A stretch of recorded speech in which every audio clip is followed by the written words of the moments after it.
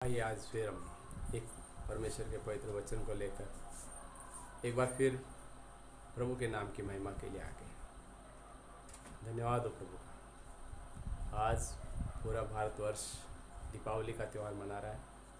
प्रकाश का पर्व है, ज्योति का पर्व है और बुराई पर अच्छाई की जीत का पर्व सनातन धर्म मना रहा है। हम इस पर्व पर प्रभु के से विशेष विनती करते हैं कि हमारे देश पर प्रभु की विशेष कृपा और प्रभु के मुख का प्रकाश हमारे देश पर चमक और जो कमियां हैं वो दूर। तो प्यारे भाई और बहनों, प्रकाश के इस पर्व पर और दीपावली के इस अवसर पर परमेश्वर का एक वचन को हम लेकर आगे बढ़ते हैं। मत्ती 5:13 से 16 तक क्या लिखा बाइबल में? तुम जगत की ज्योति हो, तुम्हारा प्रकाश मनुष्य पर चमके। जगत की ज्योति, संसार को ज्योति देने वाले कौन? विश्वासी, प्रभु यीशु के अनुसरण करने वाले फॉलोअर्स। तुम जगत की ज्योति हो, तुम्हारा प्रकाश मनुष्यों पर चमके। कौन से मनुष्य? अन्य, गैर विश्वासी। परमेश्वर जब ऐसी घोषणा करते हैं और पहाड़ी उपदेश में जब प्रभु यीशु ने ये प्रवचन दिया तो कितने लोगों को कितने प्रश्नों का सामना करना पड़ा होगा, हम सोच सकते हैं। तो आइए हम इसी वचन को लेकर आगे बढ़ते हैं। उत्पत्ति ग्रंथ में जब पिता परमेश्वर ने अपने पृथ्वी की, ब्रह्मांड की रचना की शब्द मात्र के द्वारा, तब जब पृथ्वी को बना दिया और सागर का विचरण था, तब पिता परमेश्वर ने एक शब्द का, प्रकाश हो जाए, प्रकाश हो गया। अंधकार को प्रकाश से दूर हो गया। उत्पत्ति 1:3 में हम पढ़ते हैं। तो अंधकार से दूर करने के लिए प्रकाश की उत्पत्ति। प्रकाश अंधकार की शक्तियों को दूर करने के लिए एक ज्योति है। और प्रभु यीशु ने कहा, मैं जगत की ज्योति। पहाड़ पे बसा नगर छिप नहीं सकता। तुम जगत की ज्योति हो। मत्ती 5:13 में फिर प्रभु यीशु ने कहा, तुम्हारा प्रकाश मनुष्यों पर चमके। तो प्यारे भाई और बहनों, ये प्रकाश है क्या? कौन सा प्रकाश? धार्मिकता का, आध्यात्मिक, आत्मिक, शारीरिक, सांसारिक, खूबसूरती, भौतिक, कौन सा? इसके लिए हम फिर वचन में आते हैं। यूहन्ना 5:35 में फिर हमें एक वचन मिलता है। वह जलता हुआ दीपक था। कौन? यूहन्ना 32 में वह जलता हुआ दीपक। यूहन्ना ने फिर कहा है, यो जलता हुआ दीपक। जलता हुआ दीपक यानी प्रकाश देने वाला। तुम्हें इसके प्रकाश में रहना अच्छा लगा था? कितना अच्छा लगा था। अगर प्रकाश में हम रहते हैं तो कितना अच्छा लगता है, और अंधकार में रहते हैं तो घुटन, परेशानियां, डर, भय। प्रकाश में, दीपक की रोशनी में, ज्योति में रहना कितना अच्छा लगा। और इसीलिए पिता परमेश्वर ने प्रकाश की उत्पत्ति की, ज्योति को बनाया, अंधकार को दूर कर दिया संसार से। और जब पिता परमेश्वर ने पुत्र प्रभु यीशु को भेजा तो उन्होंने भी ज्योति का उदय किया, अंधकार को दूर किया। अपनी उपस्थिति के द्वारा, अपने वचन के द्वारा हम देखते हैं, पढ़ते हैं, सुनते हैं। आज इस ज्योति और प्रकाश के विषय में जब पूरा भारतवर्ष प्रकाश के इस वर्ष में हर्षित हो रहा है, उल्लास आनंद मना रहा है, और चारों तरफ पूरा जगमगाहट जगमगाहट, ज्योति ज्योति ज्योति ज्योति। तो प्यारे भाई और बहनों, ये प्रकाश के दो अर्थ हैं। आज हम इस वचन में मनन चिंतन करते हैं। पहला है, जलने को कोई तैयार नहीं। दीपक जल रहा है, जलने को कोई तैयार नहीं। दूसरा है, चमकने के लिए सब तैयार। प्रकाश को सब पसंद कर रहे हैं, चमक चाहिए। यह हमारी जिंदगी का एक विशेष पहलू है। परमेश्वर मोमबत्तियों को लेकर ढूंढ रहा है, कोई साधक आए इसकी तरह जल कर पिघल कर प्रकाश देकर चले जाए। है कोई साधक? है कोई विश्वासी? थे प्रभु के चेले सारे। अन्य कई 2000 शताब्दी तक अनेक अनेक अनेक संतों ने शहीद का दर्जा दर्ज किया। वो शहीद तो चमकने के लिए तैयार आज इस समय इस युग में, लेकिन जलने को तैयार नहीं। क्यों जले? दूसरों को रोशनी मिल जाएगी। हम क्यों जले? दूसरों को फायदा हो जाएगा। हम क्यों तपस्या करें? हम क्यों सहन करें? कई प्रश्न दुष्ट हमारे अंदर डाल देता है और हम प्रभु के प्रकाश से वंचित हो जाते हैं। प्रभु जो प्रकाश हमें डाला है उसको उजागर करने मांगता है हमारे द्वारा। इसीलिए जलने को कोई तैयार नहीं, हमें जलने के लिए तैयार होना चाहिए। हम प्रभु के विश्वासी भाई बहन हैं और तब हम लोगों को अपने मुख का प्रकाश देंगे, चमकने के लिए चमकाएंगे संसार को प्रभु के नाम से, प्रभु के वचन से, प्रभु के द्वारा दी गई महिमा को लोगों तक पहुंचाएंगे। और यह चमक होगी अनंत जीवन के लिए उद्धार का रास्ता, उद्धार का मार्ग। जैसा कि प्रभु यीशु ने कहा, सत्य मार्ग और जीवन में बिना प्रकाश के कैसे जाएंगे? बिना कोई जले कैसे प्रकाश होगा? हमें इसके लिए कुछ सोचना होगा। और यदि हम ऐसा नहीं करते हैं तो हमारा विश्वासी होना व्यर्थ। और ऐसा हमें करना है तो आज ही इस दीपावली के अवसर पर हमें कुछ सिद्धांत बनाने चाहिए। अपने जीवनचर्या को, दिनचर्या को, दैनिक जीवन को कुछ न कुछ अनुशासन से जोड़कर हमें तैयार होना चाहिए जलने के लिए और चमकाने के लिए। अन्य को, स्वयं को नहीं। स्वयं तो जलें और दूसरों को चमकाएं। यह है दीपक का काम, यह है रोशनी, यह है जगमगाहट, यह है प्रकाश पर्व। और यह प्रकाश पर्व का असली अर्थ हम देखते हैं।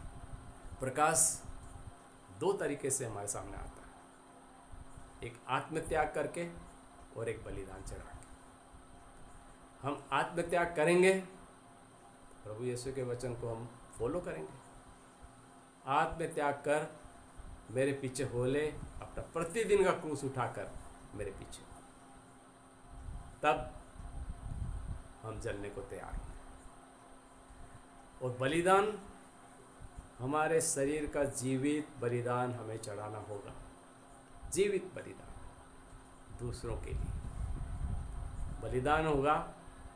अपने आप को मारना नहीं, बलिदान होगा अन्य के दोष को स्वीकार करना, उनके लिए प्रार्थना करना, उनके दोष, उनके पाप के बोझ को ग्रहण करना, त्याग, क्षमा और दया, कृपा, ये सब कुछ जो परमेश्वर के आत्मिक फल हैं, पवित्र आत्मा के फल हैं, इनको लेकर लोगों तक पहुंचाना, ये हमारी जिम्मेदारी है। प्यारे भाई और बहनों, अगर हमने पवित्र आत्मा का जीवन जिया है, पवित्र आत्मा को ग्रहण किया है और पवित्र आत्मा की आग को हमने ले लिया है, तो हमारे अंदर ये 9 फल होना ही है। और ये फल होंगे तब हम प्रकाशित होंगे, हमारे मुखमंडल से प्रकाश चमकेगा और हम प्रभु के लिए योग्य ठहरेंगे जलने के लिए। परमेश्वर हमें जलता हुआ दीपक बोलते हैं, बुझा हुआ दीपक नहीं बोलते। परमेश्वर ने कहा तुम वो जलता हुआ दीपक हो जो पैमाने पे रखा जाता है, खाट के नीचे नहीं। हम जलते हुए दीपक हैं और जलता हुआ दीपक स्वयं जलता है, दूसरों को रोशनी देता है। तो प्यारे भाई बहनों, इस बातों को हम आगे और लेते हैं। हम एक छोटा सा उदाहरण देखते हैं कि हमारे पूर्व के प्रचारक लोग, प्रेरितों के बाद अनेक अनेक संत महात्मा लोग आए, प्रेरित लोग आए, संतों का दर्जा मिला, धर्म शहीद हुए। उनमें से 2 जन ऐसे थे 18वीं शताब्दी में कि दोनों ने अपने जीवन को प्रभु को चढ़ाने के लिए एक दिशा तय की। एक था लिविंगस्टन जिसने अफ्रीका में जाकर आदिवासी और वनवासियों के बीच में परमेश्वर के नाम की महिमा के लिए अपने आप को झोंक दिया, पत्नी को साथ लेके गया। दोनों पति पत्नी ने वनवासी और आदिवासी क्षेत्रों में परमेश्वर के वचन की महिमा की। उन्हें जैसा कि यशाया कहता है, अंधेर में पड़े लोगों का जुए को खोल दो, भूखों को रोटी दो, नंगों को कपड़ा पहनाओ। उपवास का अर्थ दिया है 58वें अध्याय में। वो उपवास के अर्थ को आत्मत्याग के रूप में लेकर इन्होंने अपना जीवन को होम कर दिया। और अफ्रीका के अंदर पहला ऐसा व्यक्ति रहा जिसने आदिवासियों को, वनवासियों का जीवन बदल दिया और उन्हें उद्धार के मार्ग पे ले आए। जो भयंकर परंपराओं, अंधविश्वास में डूबे हुए थे, अपने आप को बलि चढ़ाते थे, नर बलि करते थे, अन्य अन्य भोज से, परमेश्वर का वचन यहाँ काम करता। उनके साथ क्या हुआ?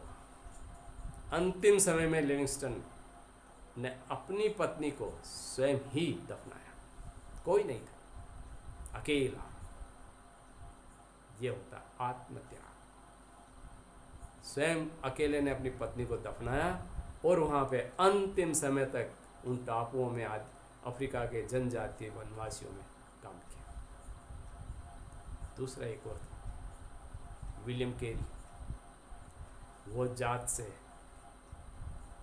जूते बनाने वाला था। या इंग्लिश गवर्नर के टाइम में जब वो भारत आया, कलकत्ता में मिशन का प्रचार के लिए, मिशन में काम करने के लिए, लोगों तक परमेश्वर के वचन को लेके जाने के लिए प्रभु की अगुवाई में होके आया। उन्होंने भारत आकर 9 भाषाओं को सीखा और कलकत्ता की पहली बंगाली पुस्तक धर्म ग्रंथ उन्होंने बनवाई, छपवाई। 9 भाषाओं का ज्ञान, पवित्र आत्मा उनके साथ था। अपनी टोपी के अंदर दलिया लेते थे, लोग इतनी घृणा करते थे। क्यों? क्योंकि ये प्रभु के लोग हैं, नफरत से भरे हुए, घृणा। और अंतिम समय में उसने भी अपनी पत्नी को अकेले दफनाया, कोई नहीं था। यह है आत्मत्याग का फल। वो दीपक तो जले आज प्रकाशित है, आज वो समाज, वो जगह प्रकाशमान है, तैयार होंगे। हमें सिर्फ नाम के लिए, स्वयं के लिए, परिवार के लिए, घर के लिए, इन्हीं के लिए हम जीवित नहीं हैं। इसी के लिए प्रभु के पास नहीं आए, इसी के लिए प्रभु के पास फॉलोअर्स नहीं है, विश्वासी नहीं है। परमेश्वर ने इसीलिए हमें चुना नहीं है। पतरस को साफ कहा, मनुष्यों के मछुआरे बनो। एक मनुष्य का नहीं, एक जाति का नहीं, एक धर्म का नहीं, मनुष्यों के, जगत का। तो प्यारे भाई और बहनों, इस तरह के दीपक हमारे पास हजारों हजारों लाखों लाखों हैं, जिनकी चमक के नीचे हम खड़े हैं। हमारे पास कौन सी चमक है, हमें नहीं पता। और जब आत्मत्याग करके चलते हैं तो आत्मत्याग में दान पुण्य, उपवास, परहेज, तप, हमारी तपस्याएं, शरीर के अंगों को जीवित भेंट कर देना प्रभु के लिए, सब कुछ आप। हम देखें कुरनेलियुस के उस अध्याय में, उसमें क्या लिखा है। कुरनेलियुस प्रेरित काम में हमें एक दृष्टांत मिलता है। उसके लिए क्या कहा गया जब उसे दर्शन दिया? कुरनेलियुस, तेरे दान, तेरी धार्मिकता प्रभु तक पहुंच गई। उसके उद्धार के लिए परमेश्वर ने निश्चित शब्द कहे, वहाँ पर जाओ पतरस के पास, याफा नगर में शमौन चमड़े वाले के पास ठहरा हुआ है, बुला कर लाओ, तुम्हारे यहाँ लाओ, और उससे वचन सुनना है, उससे उद्धार पाना है। परमेश्वर की योजना, परमेश्वर का दर्शन और परमेश्वर की भविष्यवाणी सटीक होती है। जगह, गांव, नाम और समय तय होता है। ऐसी भविष्यवाणी नहीं होती है उस जगह ये हो जाएगा, उस सालों में ये हो जाएगा, इस सालों में ये हो जाएगा, ऐसा नहीं, एकदम करेक्ट। तो वो भविष्यवाणी कुरनेलियुस के लिए हुई और पतरस वहाँ गया। और हम पढ़ते हैं इस अध्याय में, आप पढ़िए प्रेरितों के काम में बहुत सुंदर उदाहरण। और उस पूरे कुंडलिस परिवार का तो हुआ ही, उस पूरे नगर का उद्धार हुआ। सभी भाई हुए परमेश्वर के नाम को जान गए, पतरस के द्वारा बुलाए गए। इस तरह दीपक जहाँ जलता है प्रकाशित हो जाता है। हमारा आत्मत्याग एक दीपक है। इस आत्मत्याग को हम जितना जलाएंगे उतना ही लोग ज्योति पाएंगे। फिर बलिदान, हम बलिदान के लिए क्या कर रहे हैं? कौन सा बलिदान भेंट चढ़ा रहे हैं? हम बलिदान चढ़ाने के योग्य हैं भी या नहीं? बलिदान के लिए साफ साफ अक्षर में हमें मिलता है कि जब प्रभु यीशु प्रचार की सेवकाई के दौरान काम कर रहे थे तो उन्होंने क्या देखा? कुछ लोग मजदूरी के लिए खड़े हैं, उनको एक दृष्टांत बताया, सबों को मजदूरी के लिए ले आओ। कोई 2 घंटा पहले, कोई 4 घंटा पहले, कोई 6 घंटा पहले, कोई 1 घंटा पहले। मालिक ने क्या कहा? सबों को एक बराबर मजदूरी। क्यों? मालिक का हक है किसे, कब, कितना, क्या देना है। हम अगर बलिदान, तप, तपस्या और उपवास परहेज करके लोगों के लिए बोझ में होकर प्रार्थनाएं कर रहे हैं तो परमेश्वर हमारे लिए एक फिक्स योजना बना रखी। हमारे बलिदान का हमें स्वरूप पूरा मिलेगा। परमेश्वर ने कहा जो अगले हैं प्रथम हो जाएंगे, जो प्रथम है पीछे हो जाएंगे। इसीलिए कहा। हम फिर देखते हैं स्रोत ग्रंथ, उसके अंदर पहले अध्याय के अंदर जब दाऊद ने उस स्रोत ग्रंथ को लिखना शुरू किया तो कितनी बातों का निचोड़ पहले ही अध्याय में दिया। क्या दिया? पहले अध्याय में लिखा है दुष्ट और धर्मी अलग अलग। दुष्ट को अलग रखा गया है, धर्मी को अलग रखा गया। दिन और रात अलग अलग, दोनों एक दूसरे के विपरीत वहाँ लिखा गया है। फिर लिखा गया है फलवंत भूमि और मुरझाई हुई भूमि अलग अलग। फिर कहा है रक्षा और विनाश, एक की रक्षा, एक का विनाश। ये क्या है? ये हमारे जीवन का मूल जड़ है। दाऊद नबी ने हमारे जीवन को मूल रूप से बता दिया। तुम्हें इस तरह से कौन सा रास्ता पसंद है? जैसा कि परमेश्वर ने कहा, सकड़ा है वो मार्ग जो अनंत जीवन को जाता है, चौड़ा है वो रास्ता जो विनाश की ओर जाता है। दाऊद नबी ने यहाँ हमें स्पष्ट कर दिया। जिस तरह उत्पत्ति में पिता परमेश्वर ने कहा प्रकाश हो जाए, प्रकाश हो गया। आज फिर हम दाऊद नबी को भी याद करते हैं स्रोत ग्रंथ के इस पहले अध्याय के द्वारा कि हमें कौन सा रास्ता अपनाना है, ज्योति वाला या अंधकार वाला, दिन वाला या रात वाला, फलवंत होना है या मुरझाई भूमि में बने रहना। हमें परमेश्वर के नाम में दूसरों के रक्षक बनना है या उनको विनाश की ओर ले जाना, हमारे हाथ में है। इस प्रकाश के पर्व पर अपने आप को तैयार कीजिए और होने दीजिए कि आने वाले समय में आने वाली पीढ़ी और आने वाला वंश कह सके कि वो कोई दीपक थे जिसके प्रकाश में हम आज जीवित हैं। प्रभु की महिमा, आराधना, स्तुति।